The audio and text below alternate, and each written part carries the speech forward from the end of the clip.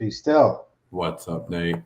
Happy Sunday. Happy Fight Sunday. Cards Live Sunday night. Really good fights last night, I think. Wow, what a night, huh?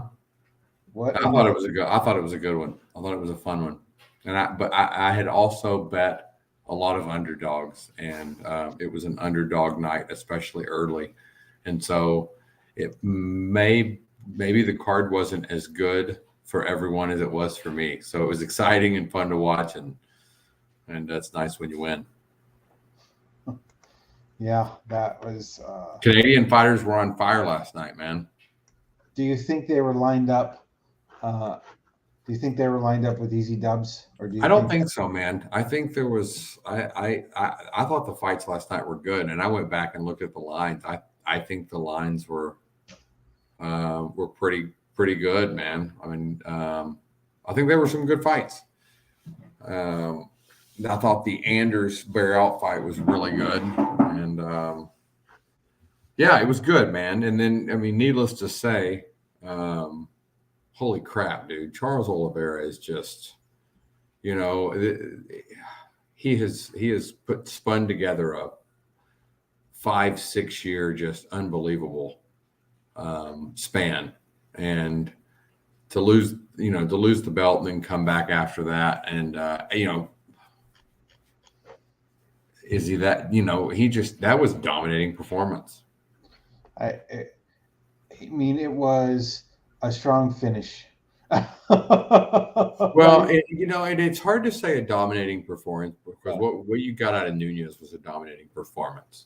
When you have a first round finish, I guess sometimes you have to look at, one good shot puts somebody on tilt and then you jump on them and it's over. It can happen to the best of them, but he was ready.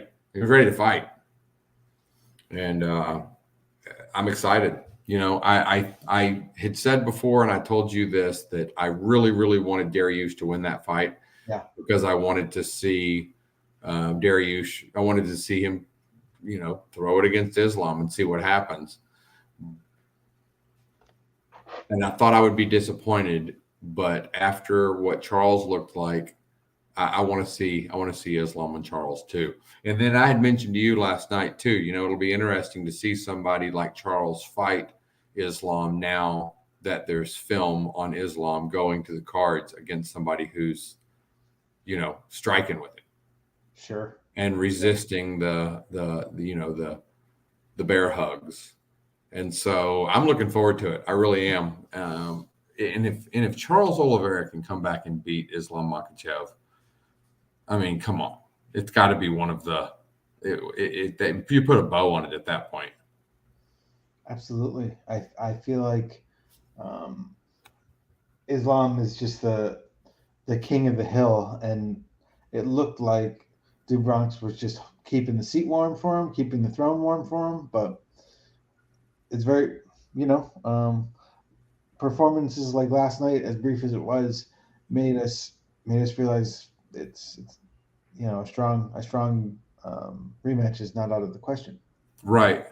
Because I mean, listen, I think, and I hate to use the word, so I'm not going to use the C word, but for the people that don't watch all the time and follow fighters because they're in the hobby or whatever reason, Beneil Dariush is a killer, man.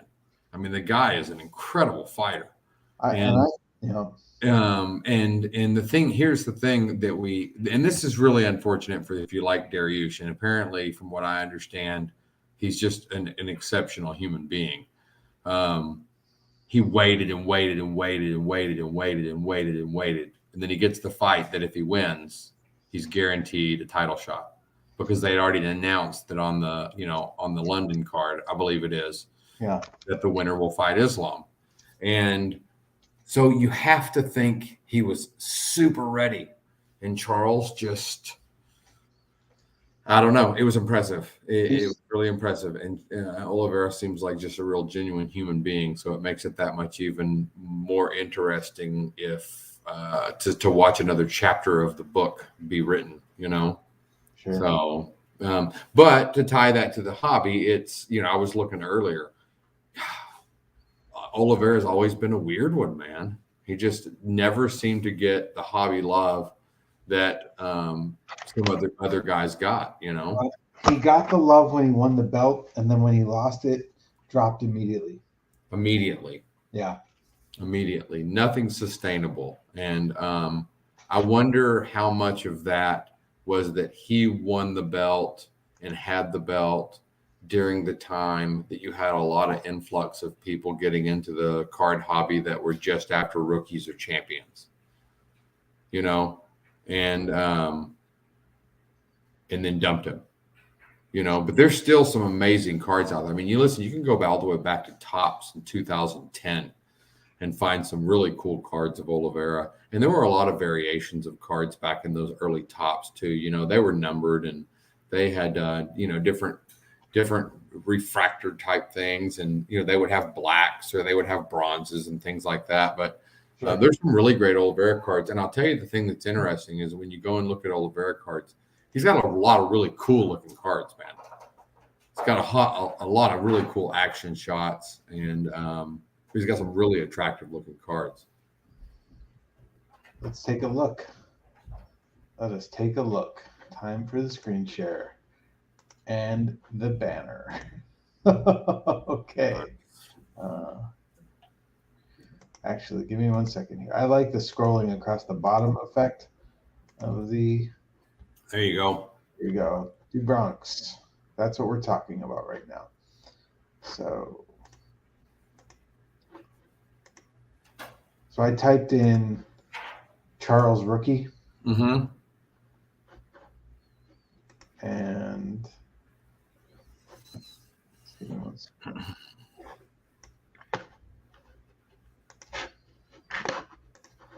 My production skills are okay. So his base card is from 2011. It sells for $20.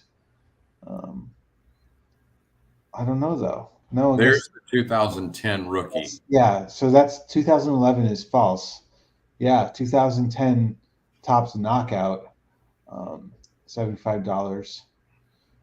2010 Leaf, no kidding. Yeah, I've seen this one. That's a nice card. The angel wing tribal tattoo, appropriate for the era, but tacky now. Yeah. So let's see. 2011 Matt Relic. Oh, that's cool. 022. What is that? I wonder what the 022 stands for. I don't know. That's a cool card for $17. My homework. And now we're looking at new Immaculates. 2014, 2011 Showdown. Oh, that's really cool. That's $6. These are cheap base cards, but again, if you're well, I like these 2011 Topps. The photos are just. That's what I was saying. Right. He's got some really cool cards, man. And it's hard to find a lot of those old Topps cards.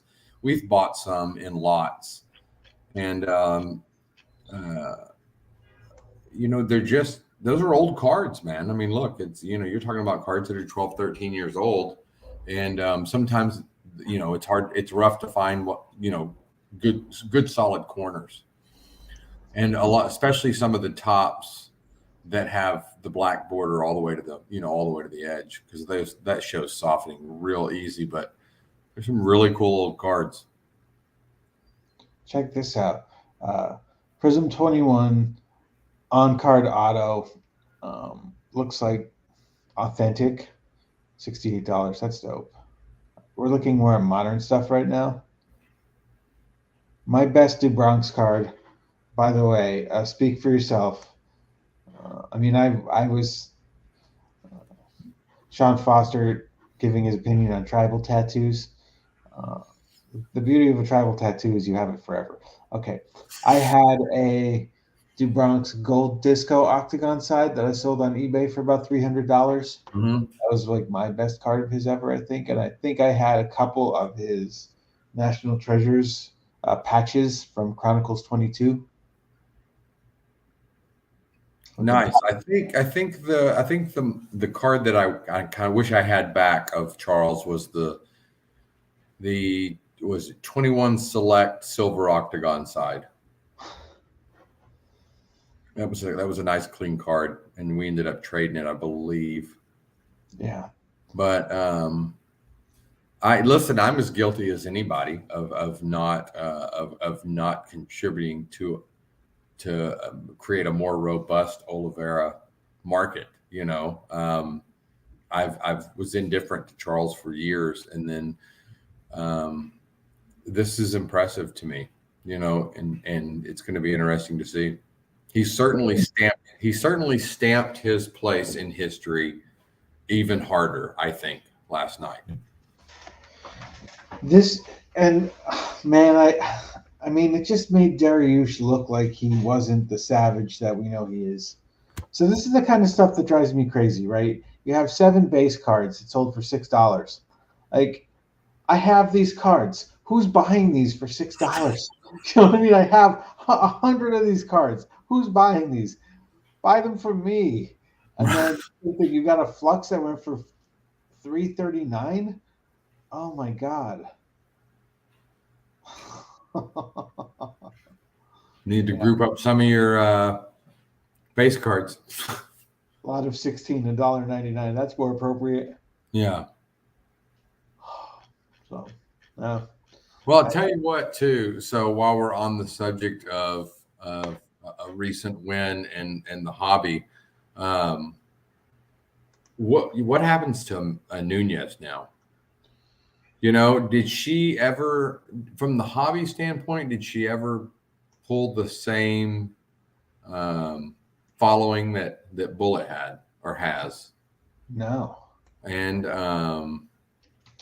Rousey was early, and there were tops cards, but you wonder now. Do you see a little pop, and then a taper off, and then if you really want to go in and collect, because Brennan made the comment last night. I was standing in front of the TV while she was giving her little retirement thing, and he was behind me on the sofa, and I was watching, and the next thing you know, I just kind of hear him do the slow clap. And he's always been kind of he wasn't really a Nunez fan, but he was like, oh, I got to get a Nunez card, So immediately this morning, I'm thinking, okay, for your collection, if you really want to, our goal is to try to ultimately build a collection that represents the UFC, in general, and during his time watching it. And so I was thinking, you got to have a Nunez auto. And so I went in and kind of poked around today to see what's out there, and I bet you'll see a bump, but there's a lot of autos of Nunez. Her Prism 21 champion signatures, I think, is going to hold up as, oh yeah, look at that. Is going to be a strong card. This Go one back up. Go back up. What? Wait. What? Not that. Keep going. This is as far as I can go. That right there. What is that? The 2018 Knockout Blue on card. Yeah, they're very nice card. That is a great looking card for $66, man. I had a Wonder Boy. Those are beautiful on card autos. They look very cool. So 2018 Knockout Blue on card. Yeah. And then I don't know if these chromes are on card or not. Most of the tops were on card. Look at the 2019 chrome is nice. Yeah. 2018 looks like sticker, but I don't know for sure. I think the Knockout Fire from 2019 is on card. Oh yeah, it says it on the list, on card. Yeah, I think the Fires are on card. Those are really nice cards. They're very cool, and you don't see a ton of them either. No. Yeah, look at this.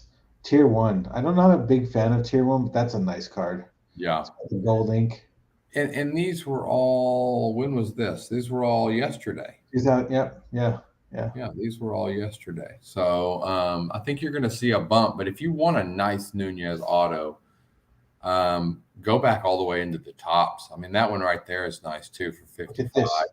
2018 gold, tops chrome. Wow. Yeah. Not my favorite year, but oh my god. My Nunez patch without the patch, I wish I had that right now. I mean, I have it, but I wish it was sent in. I got I hit the select. I hit the select patch, but it didn't have its patch. It was just empty. Oh no. Thank you, Panini. I want to send that in to get it slabbed for my error collection.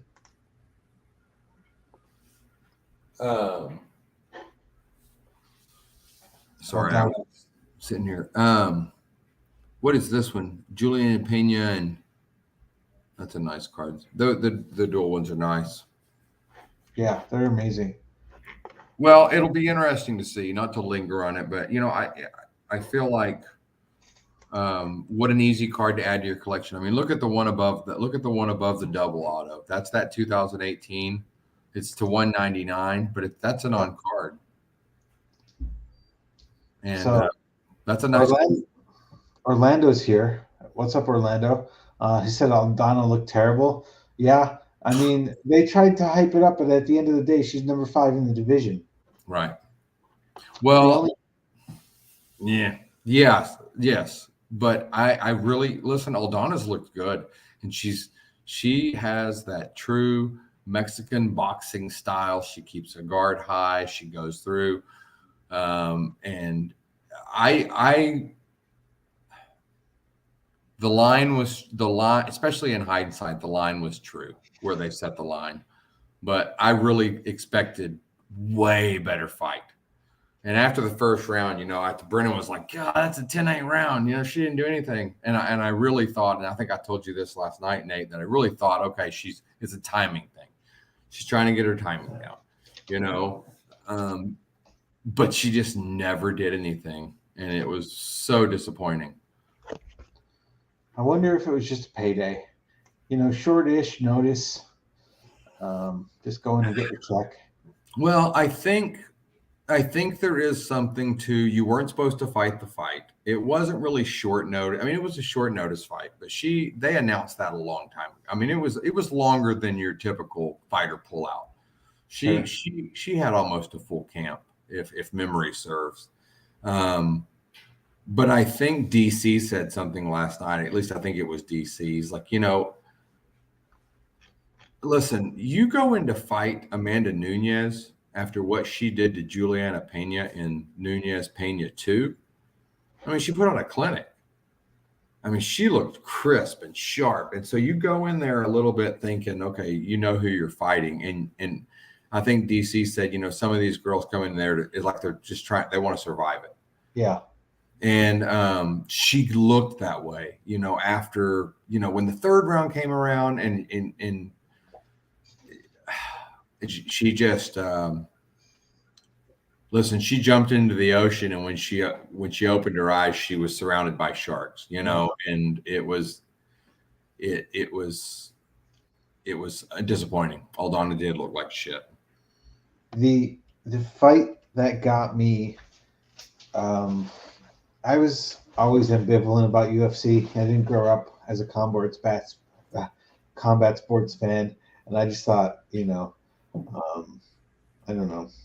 It was all the homoeroticism of pro wrestling without the exciting storylines. But I went out with some friends, and we went to the bar next door randomly, and it was packed. You couldn't even move. It was Nunes versus Rousey 1, and watching her totally dismantle Rousey quickly, I was like, holy crap, this is actually pretty cool, right? And so that's what turned me onto that fight. Turned me on to UFC. Yeah, that's funny because we just watched that fight Tuesday night. Brennan and I did. Yeah, and that was, I think that for a lot of people, that was eyes on Nunes for the first time, even though she had looked phenomenal before that. That was Rousey coming back after home broke her jaw. And so, she got, I mean, in hindsight, she came back way too quick. And even if she had taken, 3 years, she wasn't going to learn to strike on a level to be in there with Nunes. And I mean, that was embarrassing. And that was when I think Nunes really popped to the masses, But Listen, she's one of those fighters that she's never really done it for me as far as personality goes. I mean, I have nothing against her, but you can't deny last night was really phenomenal. Yeah, I choked up a little bit. Yeah, yeah, it was. I thought during that fight, first of all, when she was running through everybody, and then I think it was Durandamy where she During, went, yeah, yeah, where she went 5 rounds, and she's like, yeah, I had to show everybody I could go 5 rounds.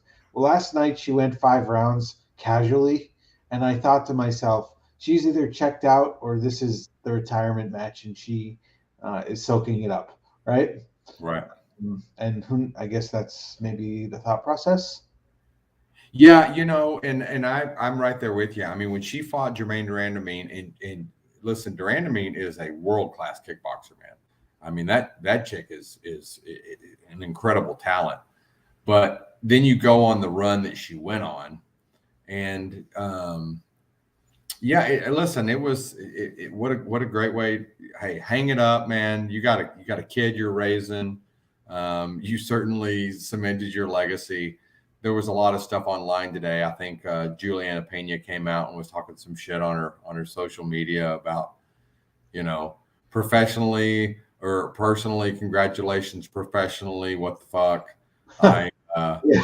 you know, are you scared or something like that? And I just, it's just kind of funny to me, but yeah, listen, get a Nunez card. There's a lot out there. There's a lot of really cool ones, really nice ones. You could go out and spend $200 and end up with 3 really nice cards.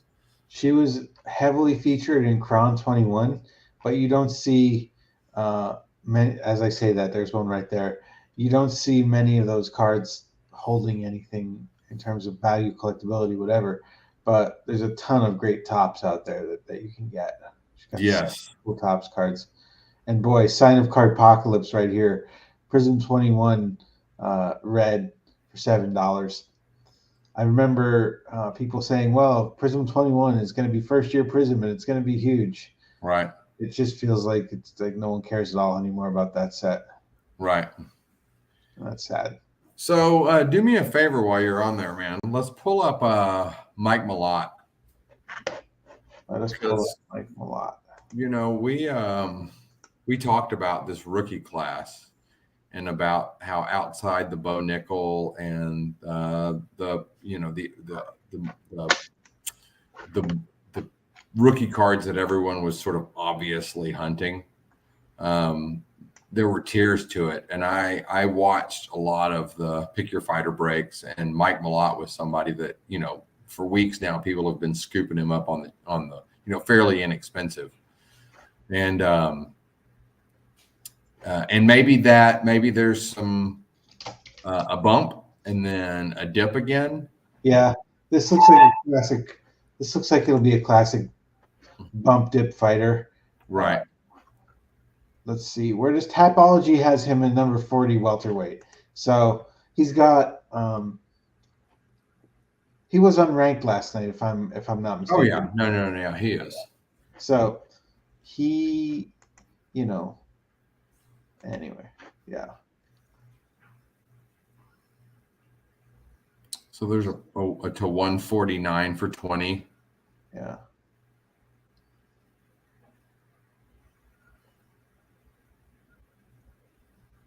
$25 for the purple. Nothing crazy out here. No. $40. And when was this? This was before the fight. Yeah. Well, do you know what time he fought? He was on. Yeah, he was. I would probably 9:45, 10 o'clock Central Time. All right. So this was around the time that his fight was ending, I would think, because 20 Pacific is 8 o'clock. That's midnight East Coast time. Yeah, so that's after. So some red waves or a lot of low stuff. Yeah. Well, it'll be interesting to see this coming week Yeah, nothing crazy. Um, Nothing crazy. None of his like. We haven't seen any crazy mulatts out here. Let's see. Okay, there's all the old stuff. Okay, so his gold on April 29th went for 200. Be interested to see if there's anything on eBay right now. There's probably somebody probably threw some pretty, maybe some high end stuff on there yesterday, or put it on an auction that's not going to end until this week. Yeah, he fought just before Charles and Dariush, which really, listen, for a rookie, for a guy that has a rookie card out, and if you're sitting on him as an investment, to be the third, the just before the co-main event on a pay-per-view card. There we go. His true 101 is on there for $20,000. Oh, okay, so that's That was reasonable. actually a pretty clean looking 101 too, Yeah, considering all the garbage we've seen on 101s with horrible off centering. yeah. Okay, so his gold is up to 330 with 20 hours left. And let's see, what did we see previously here?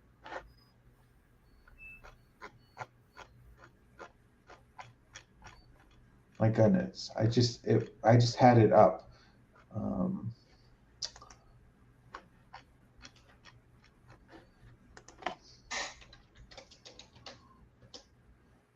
all right.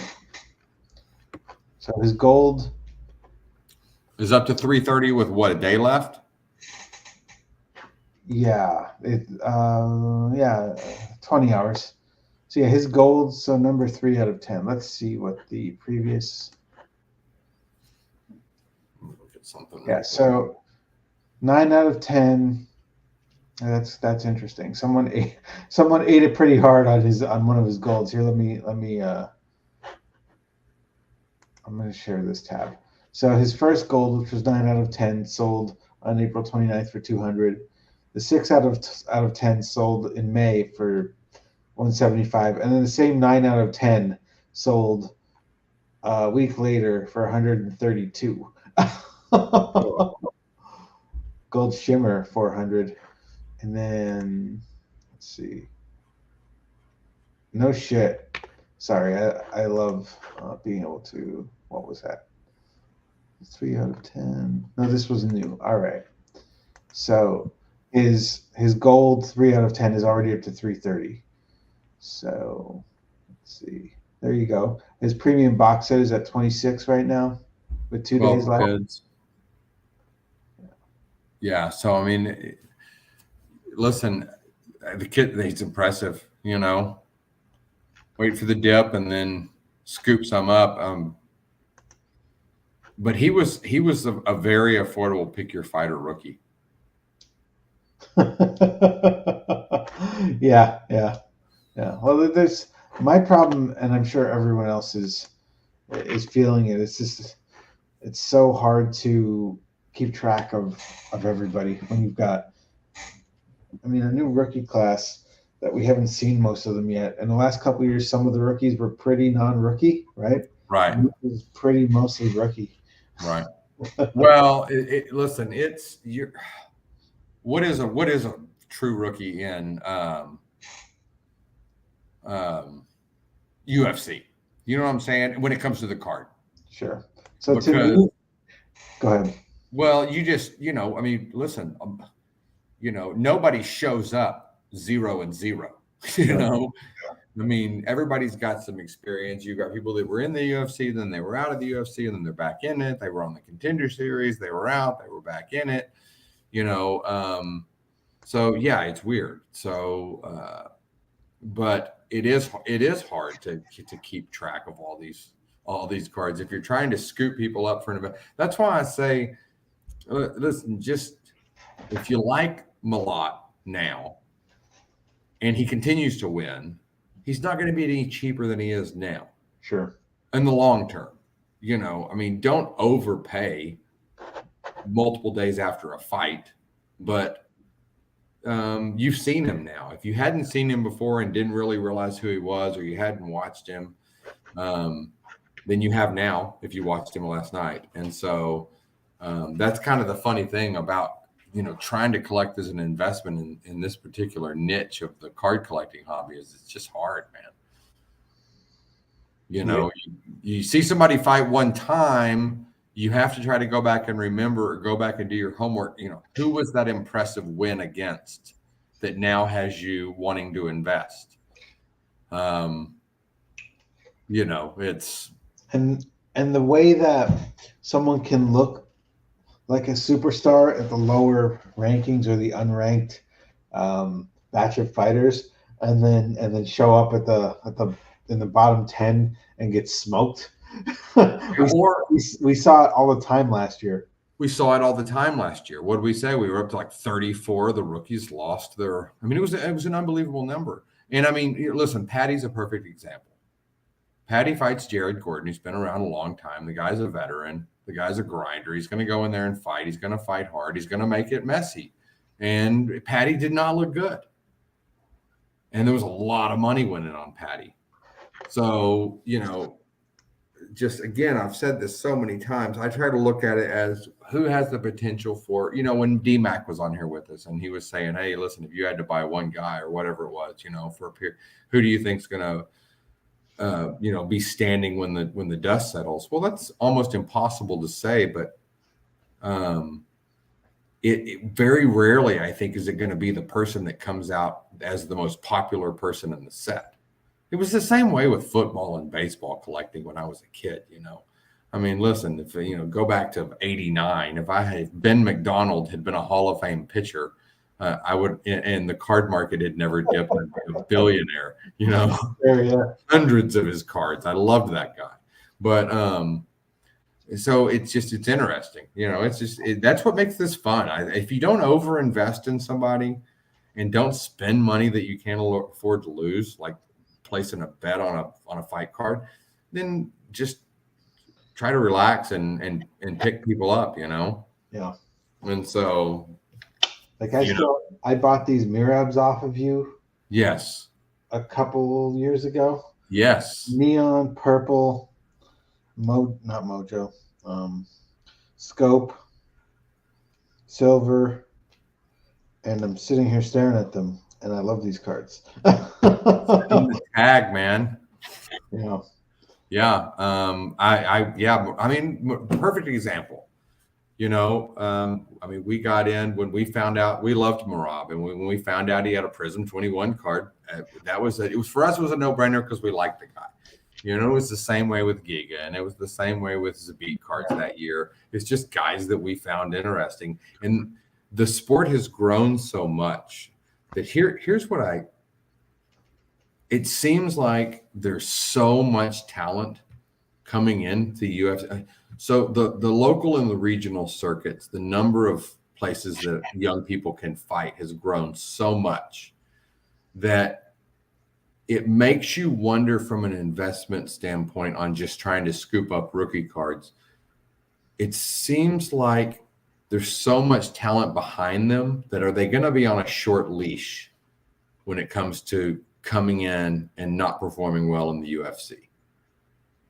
Do you know what I'm saying? When you go back and look at Charles Oliveira's career, we've talked about this and how up and down he was in the early years, and it was never a big deal. I don't care how big you are. What happens if Paddy Pimblett comes out in his next fight and gets KO'd in the first round?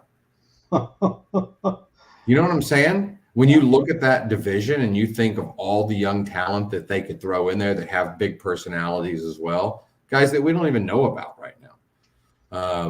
Guys that are ranked 40 and 50 on Tapology, guys that are ranked 100. So it makes the picking your horse to bet on really, really fun and interesting. It's crazy because people are looking for reasons to devalue cards, right? There was a Hamzat is still undefeated, but he didn't run through Gilbert Burns, and that has significant impact on his cards.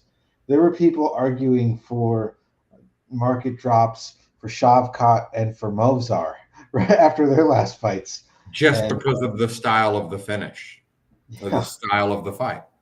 But a Zach Wilson can maintain prospect status for a season. until people figure out whether or not he's actually any good, while he Right. continues to lay eggs week after week on a terrible team, right? Right. Right.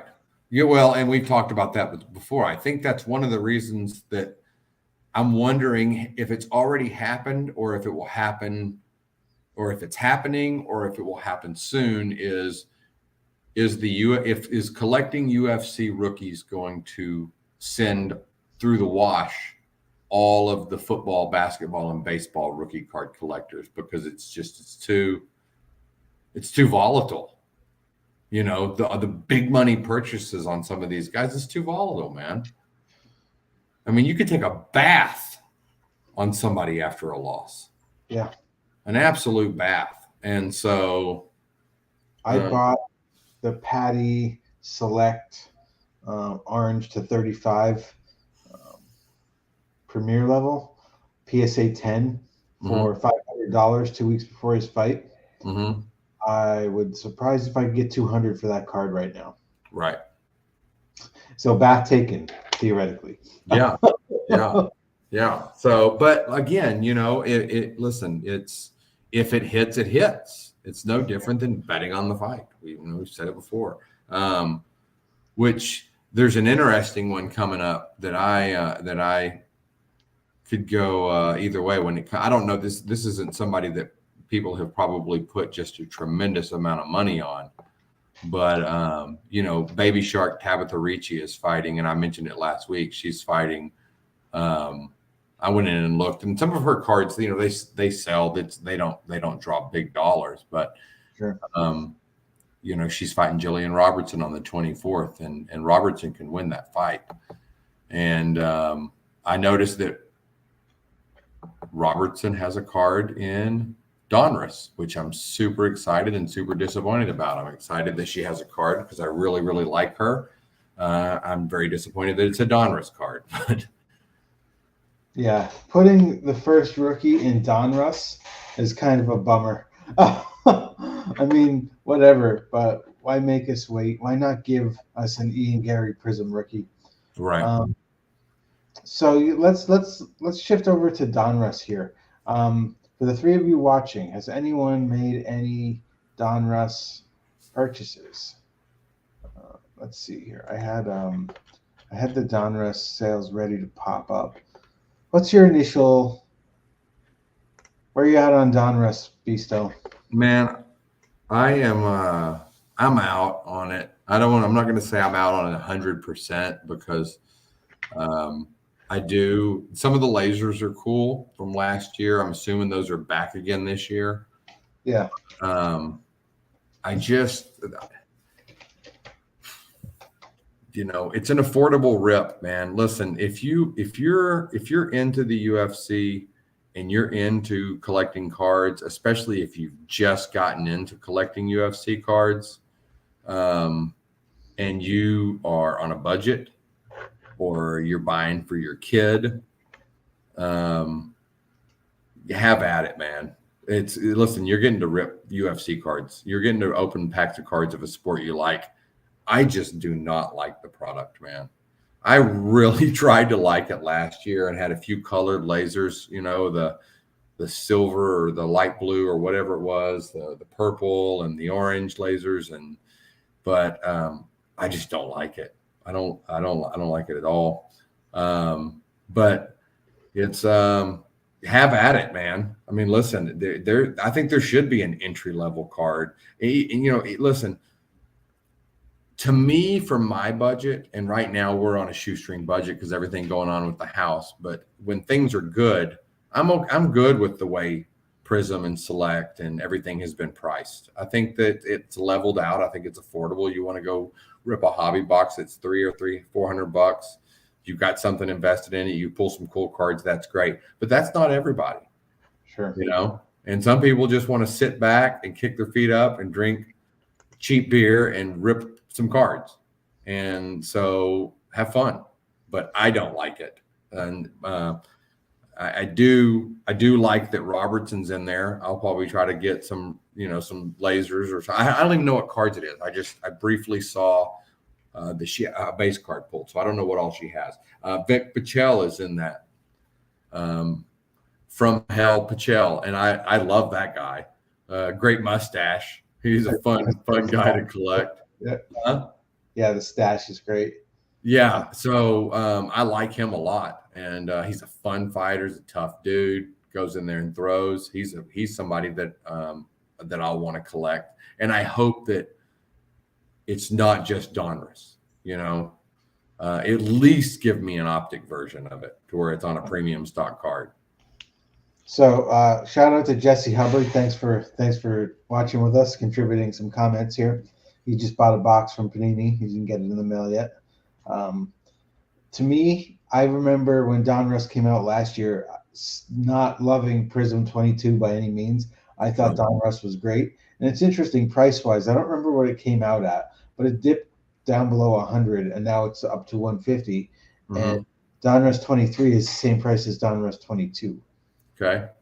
So we still don't have a checklist, which is amazing. That blows my mind. It really, really blows my mind that they released the product before a checklist. But no, again, you know, listen, like I said, have a blast, man. Rip all you wanna rip. And listen, everybody's flavor is different. And some of the lasers last year looked really cool, but overall, I'm not a big insert guy. And I think like the crunch time's kind of silly to me. And there's one, I think they have one out this year that's like the Stairmaster. Yeah. Yes. That, to me, I'm just like, I like more polished and refined things than when it comes to my cards as far as the style. So I'm not a big insert person, but the Stairmaster that's a reach. Yeah, that's ridiculous. There are Panini classic example of Panini saying like the random word generator. Yeah. It's okay. So I really dig lenticulars. That's so throwback to me of when we were kids, seeing the baseball player swing the bat. Right. Okay. So the past and present, not a huge fan of the way they've used the technology here, but still cool. I like Octagon Canvas. Last year, Octagon Royalty and was Octagon Canvas the more rare one? I can't remember, but that had an actual event used matte relic on it, which was the case again. This year they have the 30-year print to 30. Meh. First of all, the design of the base set, it's just they're going for like a retro look, and I'm not feeling it. Mm-hmm. To teal to 25, cool, I guess. Red to 75. I don't know what it was last year. I think it was higher than that. But I think it was, yeah. So the lasers are back then. Yeah. Okay. Crunch Time's cool. Signature Series. This is basically the shitty version of the Prism 21 card, right? Okay. Prism 21 auto. What else? Shamrock. That's not who is that? Who is the go back up? Is that a Ken Shamrock auto? It is Ken Shamrock, yes. Okay. See, those aren't bad cards, man. I mean, it's Octagon Royalty's dope. Untouchables with the star in the background is cool. That is cool. KO, there we go. Rookie auto redemption.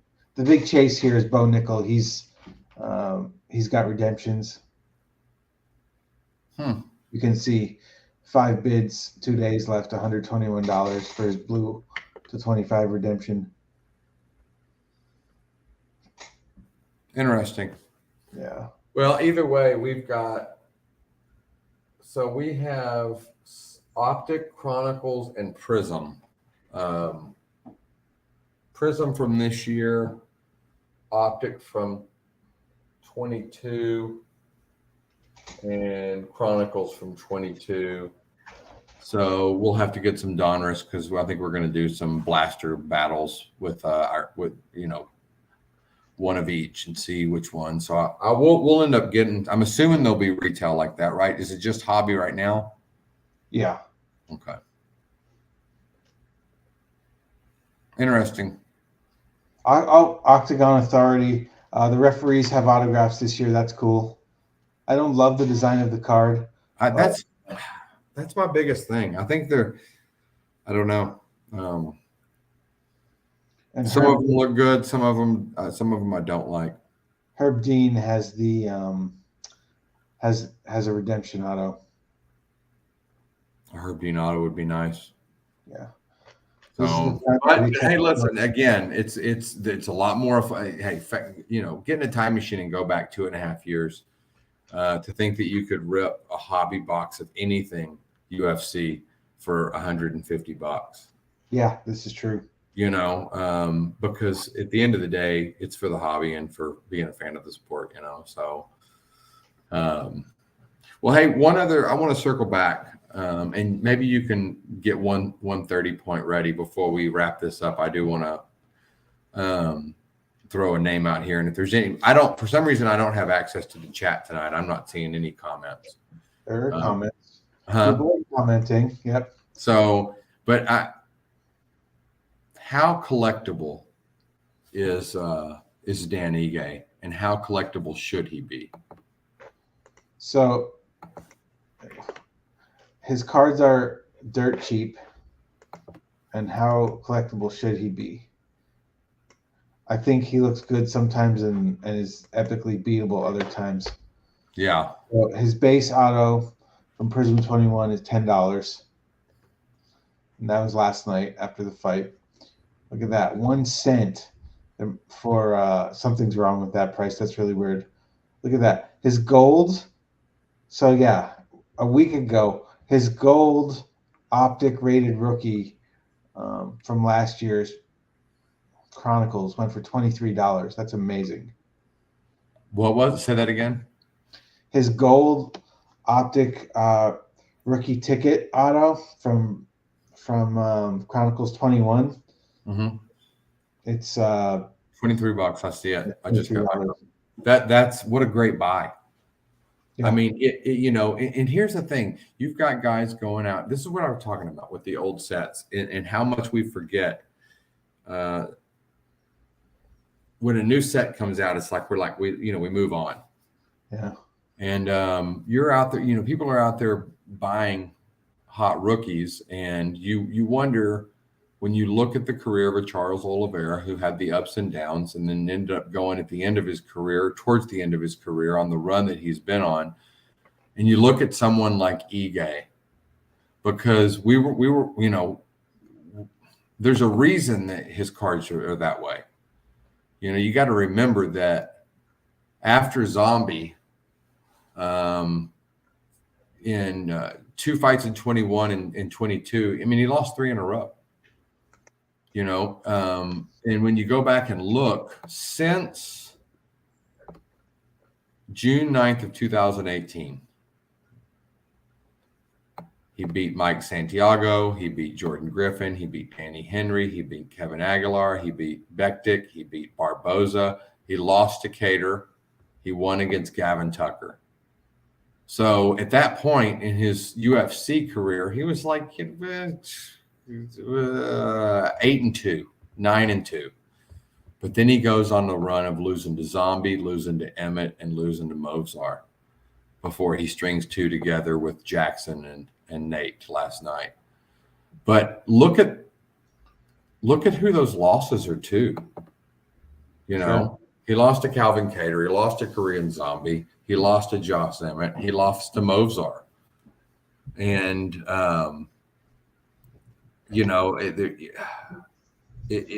could he ever be as popular a Hawaiian fighter as Max Holloway? No. I mean, unless something miraculous happens, Max is Max. But if a Dan Ige can begin to string things together, because who are you on the backside of losing 3 times? Sure. when you're obviously a really skilled fighter. And he looked good last night. He looked real good. So it's interesting. It'll be interesting to see. I know there's a few guys out there. Dan Ige seems to be one of those guys that you either collect Dan Ige like you collect dust, or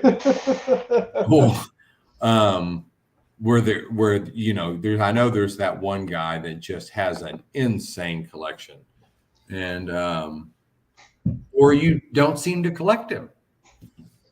And if you're looking for someone to collect to flip a card, Yeah. I mean, he's 2 wins away from his cards, from a $20 card being a $70 card. Sure.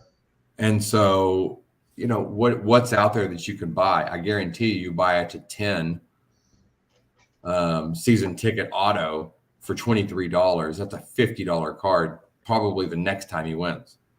Sure. So just things that we think about when it comes to going in and what we're about to spend on buying into a break, trying to steal a rookie. I'm going to flip over to eBay right now and see how many bids on eBay cards. Yeah, what the bidding action looks like right now.